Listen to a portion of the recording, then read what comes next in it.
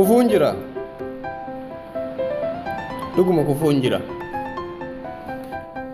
Ammaas kufuun jira. Amma illee kufuun jira. Kufaatii hedduu booda mo'achuun ni jira. Eeyyee ni jira. Abdii kutachuun dogongoraa. Yeroo kufte kufuun san baraa. Kan dabre irraa dogongora isaa baraa. Lammata iddoo san tarkaanfachuun jira. Kanaas dabree kabiraan naquun namaa. Gufuun heddummaa ta'e tarree naggalfamaa. Gariifaan akka nama fooqii ijaaruun na kuufamaa. Ammaas kan caalu ta'ee horofa keessa kuufameetuma. Dhuguma fatanaa dila kana dabruun ni danda'ama. Kufee kee oguu 99 gaafamaa. Abdii hin muradhu anumaaf jijjiirama. Kalee kufee hin jiru arraas ana kuffisuuf anatti wal afeeruu takkaa lamaa miti hedduun miila na jalaa jiruu. Anis abdii hin muradhu isiniif jecha jiru. Numaan obsa waa hin jarjaru rabbii malee hin qabu kana gargaaru. Isumattiin iyyadha inni na haa gargaaru. Sakaalamaa oolu. Jiruu rakkoo hogguu madaalu. Anaa kufee namni hogguu lafatti na laalu. Jabaadhee akkaan rakkoo ofii gadi laalu. Tahuun qaba sanii kanaan madaalu. Hin qabu hogguu taa'ee nama kajeelu.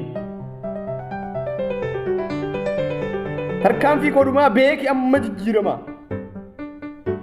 Kana booda nan qunnamu waan hamaa. Hidda jabeeffachuun qaba ofitti godhee dirqama. Naafis dabruu qaba karaa jijjiiramaa hawwii irraa gara dhugumaa. Hawwiin ta'e garatti haftee jiruun yeroo sitti dukkanoofte. Filannoo maalii qabda guyyaan halkan sitti fakkaate. Abdii kee hanqannaan himaan ija si marsee dhugoomee akkamiin rakkoo keessaa bahuu dandeesse.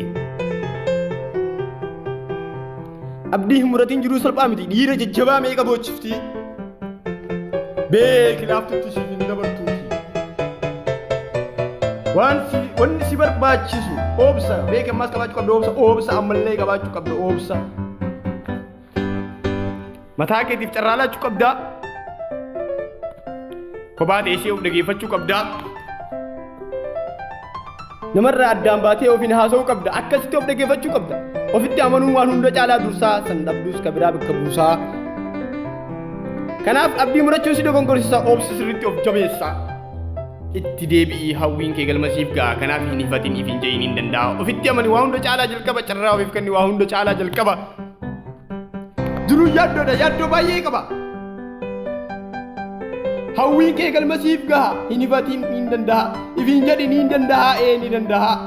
Duruun hawwiin kee karatti haftee jiru yeroo sitti dukkanoofte filannoo maalii qabda guyyaan halkan sitti fakkaate. Abdiin kee hanqannaan imimmaan ija si marsee dhugoomee akkamiin rakkoo keessaa bahuu dandeesse.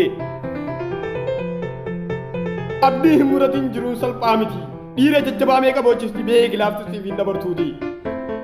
Wanni si barbaachisu obsa beeki ammaas qabaachuu qabda obsa. Obsa.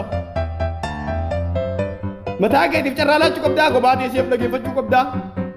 Namarraa addaan baatee ofitti haasa'uu qabdaa. Haasa'uu qabdaa. Ofitti amanuun waan hunda dursaa. Dhabduus kabiraa bakka buusaa. Kanaaf abdii murachuun si dogongorsiisaa. Itti deebi'i hawwiin kee galmasiif ga'a. Kanaaf hin hifatin ja'iin hin danda'a. Ofitti amanii waan hunda caalaa jalqaba. Carraa ofiif kenni waan hunda caalaa jalqaba. Duruu yaaddoodha. Yaaddoo baay'ee qaba. Hawwiin kee galmasiif gaha. Hin hifatin jedhanii hin danda'a.